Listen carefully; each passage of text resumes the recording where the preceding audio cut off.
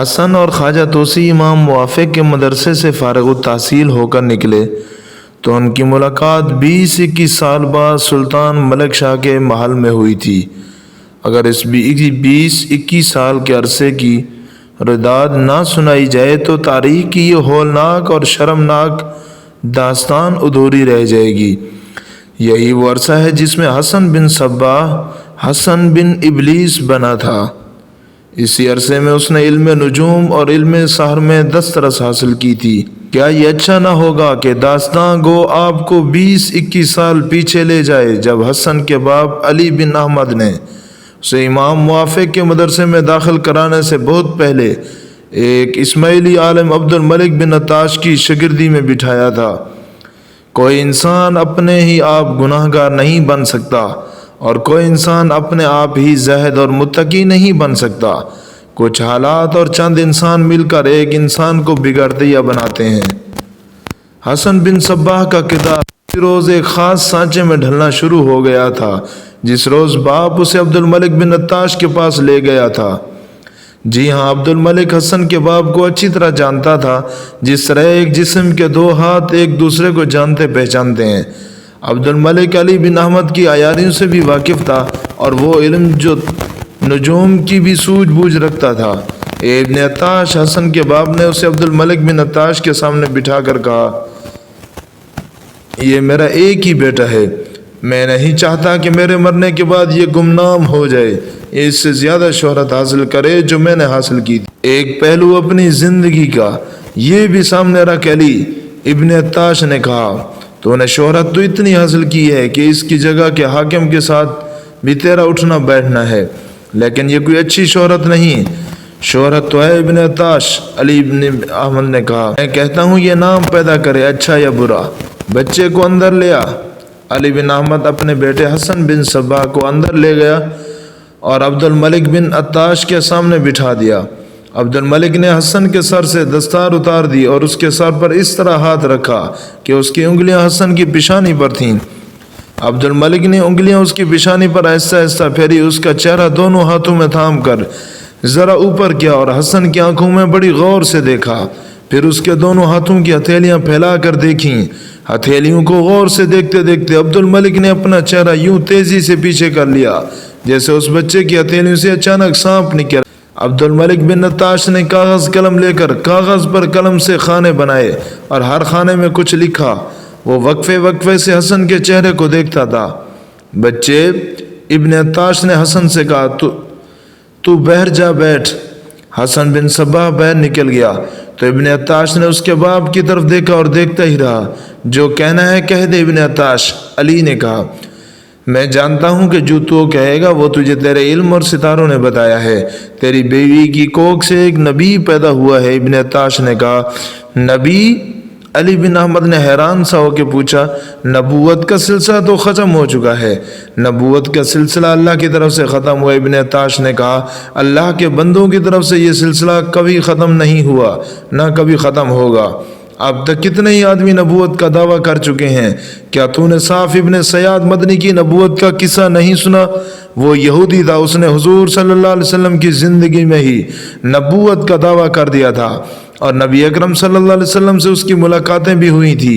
حضور نے ایک بار اس سے پوچھا، کیا تجھ پر وحی نازل ہوتی ہے؟ صاف ابن سیاد نے جواب دیا، میرے پاس ایک صادق اور ایک کاذب آتا ہے۔ صادق اور کاذب کا کیا مطلب ہے؟ علی بن احمد نے پوچھا۔ مطلب سمجھنے کی کوشش کرو علی، ابن عطاش نے جواب دیا۔ مطلب یہ ہے کہ میرے پاس ایک فرشتہ آتا ہے اور غیب ڈال جاتے ہیں۔ دراصل بات یہ تھی کہ صاف ابن سیاد علم سحر میں مہارت رکھتا تھا۔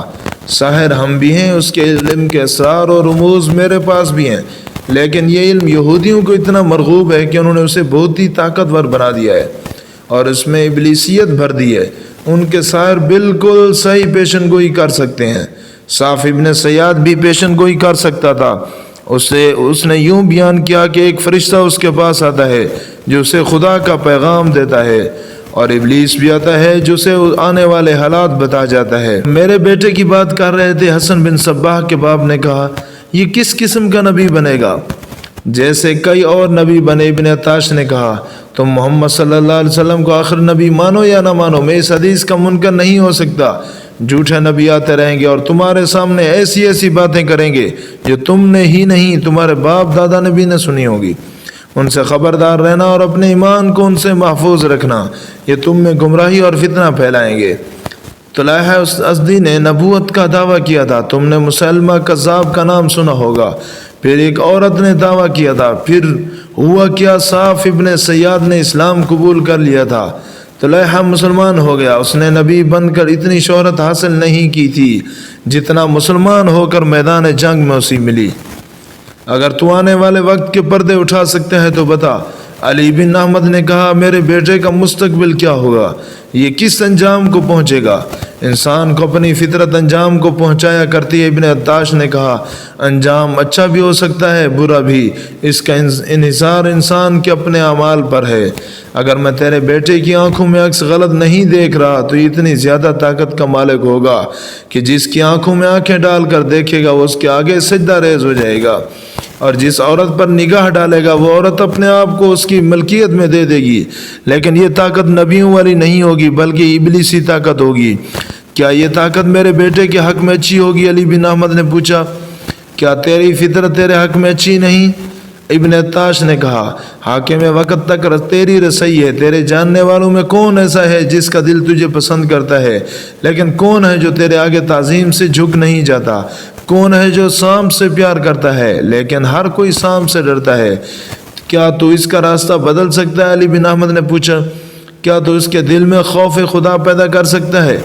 دنیا کا بادشاہ خدا ہے۔ ابن عطاش نے کہا، سب مانتے ہیں مگر یہ دنیا خدا نے بنائی ہے اور ایک روز خدا اسے تباہ کر دے گا اور یہ قیامت ہوگی، لیکن خدا کے بندوں کے دلوں پر ابلیس کی حکمرانی ہے، اسے کہتے ہیں ابلیسی قوت۔ میں کہتا ہوں میرا بیٹا نام پیدا کرے۔ علی بن احمد نے کہا، نام پیدا کرے گا؟ ابن عطاش نے کہا، نام بھی ایسا پیدا کرے گا کہ رہتی صدیوں تک دنیا اسے یاد کرے گی، لیکن اس کی تاریخ خون سے لکھی جائے گی، اس پر گناہوں کی سیاہی کے حاشیے ہوں گے۔ پارسائی میں کیا رکھا ہے؟ ابن عطاش علی بن احمد نے ایسی مسکراہٹ سے جو مسرت سے خالی تھی، میں بچہ تیری شاگردی میں بٹھا رہا ہوں، اسے ایسے راستے پر ڈال کہ تجھ جیسا عالم بن جائے۔ علی بن احمد اپنے بیٹے حسن کو عبد الملک بن عطاش کے حوالے کر کے چلا گیا۔ تھوڑا ہی عرصہ گزرا تھا کہ عبد الملک علی بن احمد کے گھر گیا۔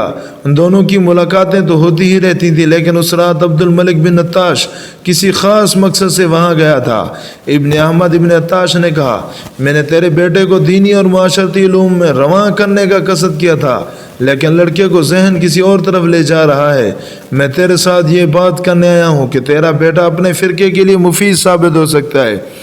اگر تو اجازت دے دے تو میں اسے اسی راستے پر ڈال دوں اور ان علوم اور عملیات کو اسے ماہر بنا دوں جو اس کے لیے ضروری ہیں۔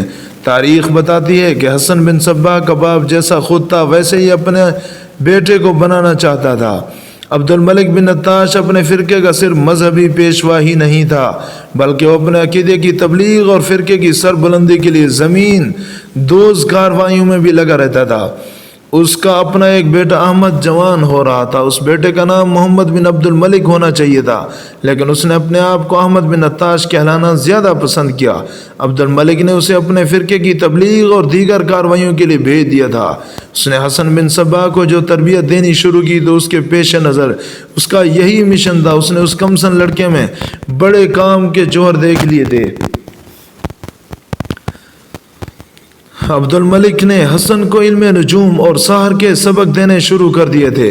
اس نے دیکھا کہ یہ لڑکا بڑی تیزی اور پورے انہماک سے یہ علوم سیکھ رہا تھا۔ یہ اس کی اضافی تعلیم تھی، اصل تعلیم تو دینی اور معاشرتی علوم کی تھی۔ داستان گو پہلے سنا چکا ہے کہ اس شہر کے حاکم ابو مسلم رازی کو پتہ چل گیا کہ علی بن احمد کا بیٹا عبد الملک بن عطاش کی شاگردی میں بیٹھا ہے۔ رازی جانتا تھا کہ عبد الملک اسماعیلی ہے۔ علی بن احمد نے رازی کو حلفیہ طور پہ یقین دلا رکھا تھا کہ وہ اہل سنت ہے۔ ایک روز ابو مسلم رازی نے اس سے پوچھا کہ وہ اہل سنت ہے تو اس نے اپنے بیٹے کو اسماعیلی علی کی شاگردی میں کیوں بٹھایا؟ علی بن احمد نے جواب دیا تھا کہ وہ اپنے بیٹے کو نیشا پور امام موافق کی شاگردی میں بٹھانا چاہتا تھا، لیکن اس کے بعد اتنے پیسے نہیں ہیں۔ ابو مسلم رازی نے اسے سرکاری خزانے سے رقم اتنی دلوا دی، اس نے اپنے بیٹے کو نیشا پور امام موافق کے پاس بھیج دیا۔ حسن بن صباح فارغ التحصیل ہو کر اپنے گھر چلا گیا۔ پھر وہ 20-21 برس بعد اپنے ہم جماعت اور دوست خواجہ حسن طوسی کے پاس مرو گیا۔ اس وقت خواجہ حسن طوسی سلجوقی سلطنت کا وزیر اعظم